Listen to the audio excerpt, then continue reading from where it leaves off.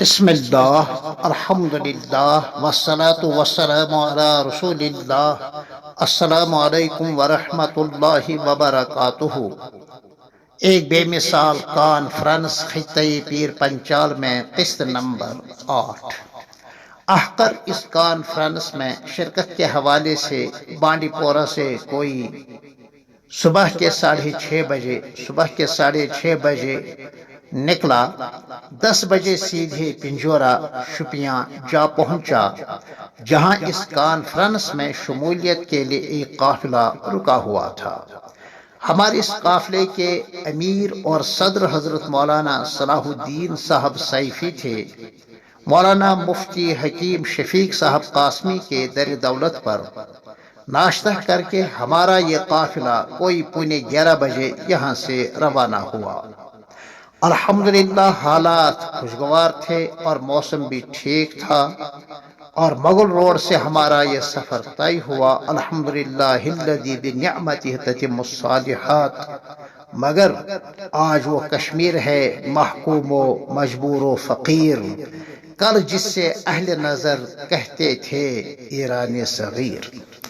فلک بوس پہاڑ، بہتے پانی کی چھوٹی اور بڑی نہریں، ننگے پہاڑوں کے ننگے ٹیلے، دور دور تک انسانی آبادی کا نام اور نشان نہیں، یعنی نہ کہیں آدم اور نہ کہیں آدم زاد۔ بہت ہی بھاری بھاری چٹانیں، جہاں کہیں ایسے ازحد دل فریب مناظر دکھائی دیتے تھے تو ہمارے امیر قافلہ اہل قافلہ کو روکتے، خود بھی ان مناظر کی عکس بندی کرتے اور اہل قافلہ بھی میرے سوا ان کی تصویر کشی کرتے تھے، اور برمحل کسی نہ کسی اردو یا فارسی یا پھر عربی شعر بھی ہمیں سناتے تھے۔ ذرہ ذرہ ہے میرے کشمیر کا مہمان نواز، راہ میں پتھر کے ٹکڑوں نے دیا پانی مجھے۔ کہیں کہیں اتر کر چائے پانی اپنے لوازمات کے ساتھ آپ ہم سبوں کی ضیافت فرماتے تھے، اپنے مشاہدات، واقعات اور سفر کے احوال بھی سناتے رہتے تھے۔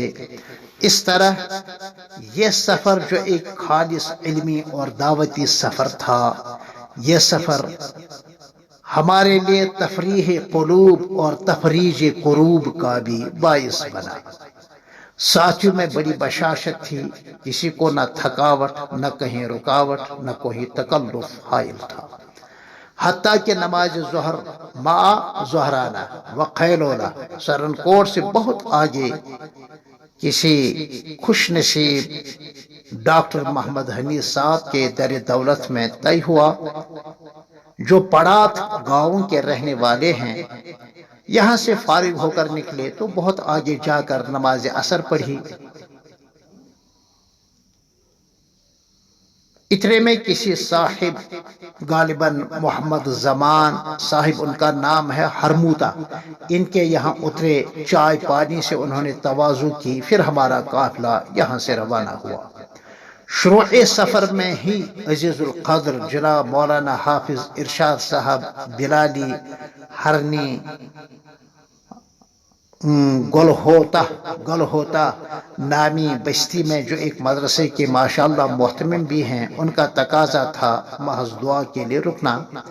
تو نماز مغرب سے پہلے مدرسہ دعوت الحق گلہوتا ہرنی کے صحن میں کھڑے دعا امیر قافلہ نے فرمائی۔ اس کے بعد کوئی 7:30 بجے اہم منزل آشنا ہوئی اور ہمیں مدرسے سے متصل ایک ہمدرد کے مکان کی دوسری منزل میں ٹھہرنے کو کہا گیا۔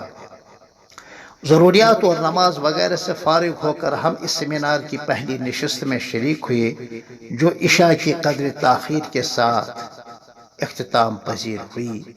پھر ملتے ہیں آپ سے اسی عنوان کے تحت قسط نمبر 9 میں انشاءاللہ تعالی۔ تب تک کے لیے السلام علیکم ورحمۃ اللہ وبرکاتہ۔